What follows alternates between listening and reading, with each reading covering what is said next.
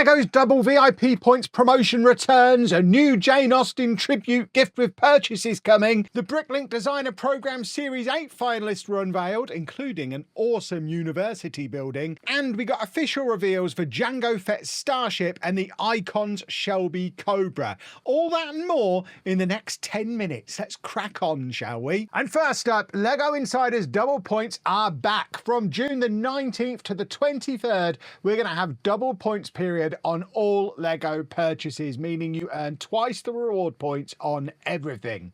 If you've been holding off on a big set, this is the week to snag it and maximise your points. And for reference, double points effectively equates to about 10% cashback instead of the usual 5% on everything you buy.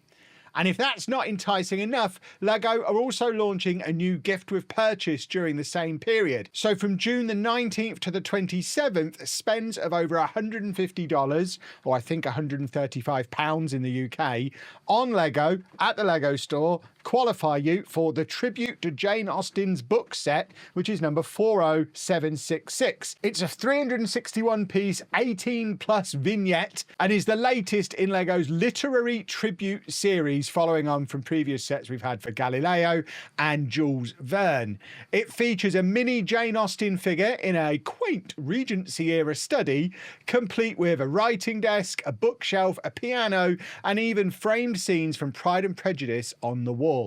And from the back, the whole display cleverly resembles a giant book. And remember, these two promos stack. So during the first half of the gift with purchase period, so from June the 19th to the 23rd, you get double points and the Jane Austen gift with purchase if you meet that spend threshold. It's a great 1-2 punch for those big LEGO purchases you've been holding off on. And to be honest, it's probably the last double points event you're going to get before the next big wave of summer releases, unless they decide to do something to compete with Amazon's Prime Day in July, which seems unlikely now because it's happening so soon after this one.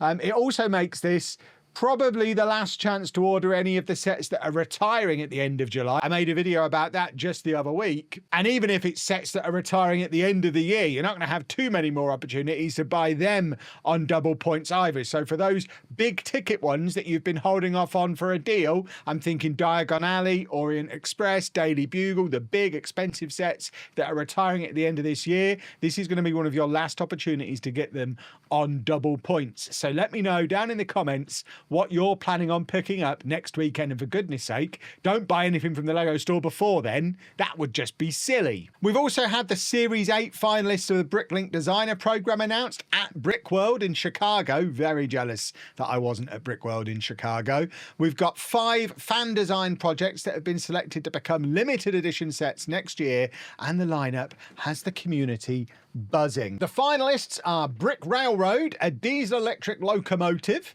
Coconut Cape, a tropical pirate hideout, Dustmark Keep, which is a desert fortress, a University of Science, and a hot air balloon. It's a really diverse mix. You've got a realistic train engine, as usual, a castle. You've got to have a castle. It's the BrickLink Designer Program, and an awesome looking balloon diorama in there as well. But the highlight for many city builders like me is that University of Science. It's a massive classical style university building by fan designer King Creations. It clocks in at 3,999 pieces, essentially making it a modular sized centerpiece for a LEGO city. And looking online, fans are excited because LEGO have produced surprisingly few educational buildings for their city layouts. Schools, universities and hospitals are things we've been crying out for, and this model fills at least some of that gap beautifully.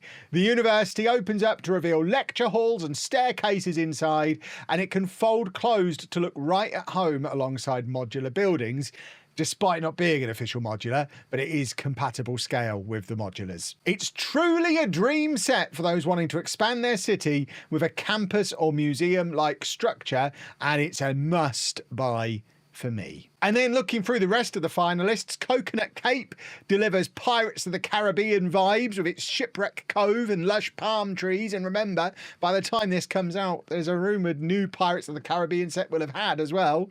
Dustmark Keep is a unique take on a castle. Like I say, we always have to have a castle, but this one's set in a sandy desert environment rather than, you know, the past. The Brick Railroad locomotive is great for train enthusiasts. It's a detailed diesel engine that can fit on Lego train tracks. I have checked because previous ones in the BrickLink Designer Program didn't always. This one does, so I can have it in the Lego City and probably will. And the hot air balloon is a nice smaller set at less than 1,000 pieces, floating on brick-built clouds, perfect for display. And to be honest, I'm probably going to have it floating over my Lego City. All 5 designs look fantastic, and BrickLink say the program just keep improving with each round, and it's hard to disagree. This one does look like a really strong set. Crowdfunding for Series 8 opens next year, this time next year, July 2026. So we've got a while to wait. We're going to have to be patient, but it is exciting to know what's coming, and also gives us time to save up for that university, because at nearly 4,000 pieces, it's probably not going to be cheap. And don't worry, Trekkies, there's something for you this week as well.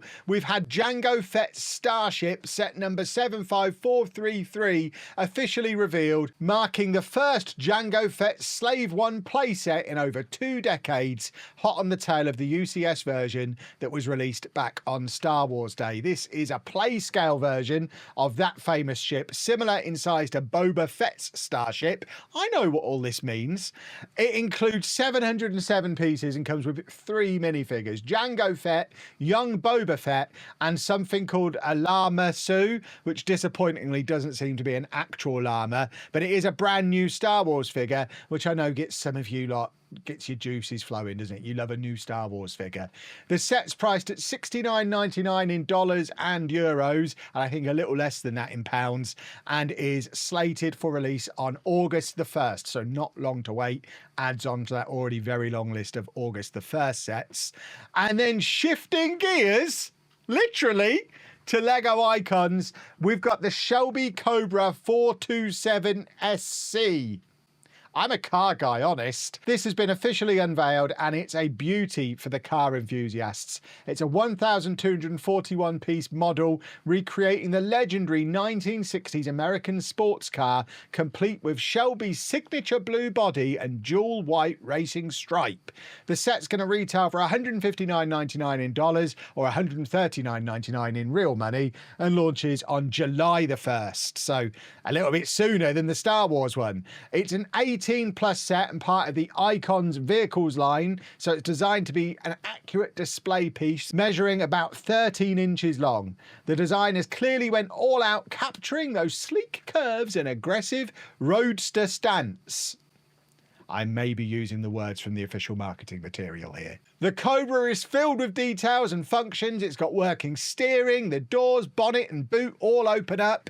There's a detailed V8 engine bay, and the set even includes some fun accessories. You've got a toolbox that fits in the boot, a fire extinguisher mounted between the seats, and a printed $100 bill on the dashboard, which is apparently an homage to Carroll Shelby's famous $100 bill challenge, which may or may not be a myth rather than a challenge.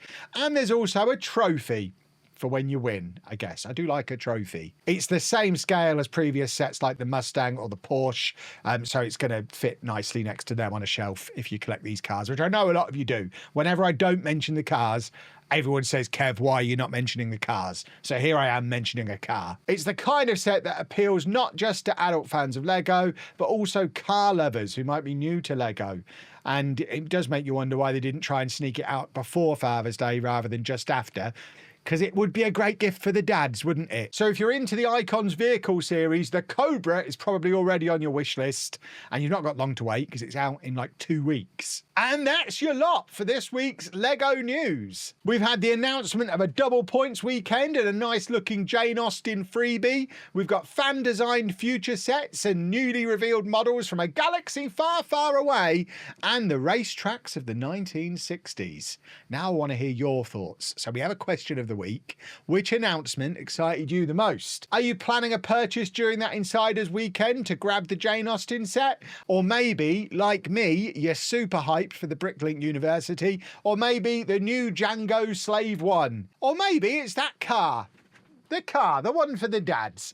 Either way, let me know down in the comments. I'll be responding to as much as I can down there, as I always do, and might even feature some of my favourite comments in next week's Last Week in Lego. And of course, if you enjoyed this roundup, hit the like button, subscribe to catch next week's episode and everything that comes up in between, and let me know your feedback on the format for this video. I'm determined to make Last Week in Lego a thing. I know it gets fewer views than everything else I do on the channel, but I really enjoy making it, so I want to make it better. So let me know what you think of this one. I've tried to go even faster paced than usual without missing anything out, so feedback very much welcome. Thank you for watching, and toodle pip.